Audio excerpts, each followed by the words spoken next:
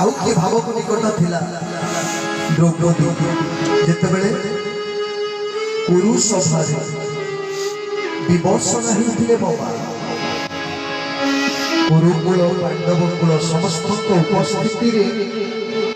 जेतेबेले Dushasan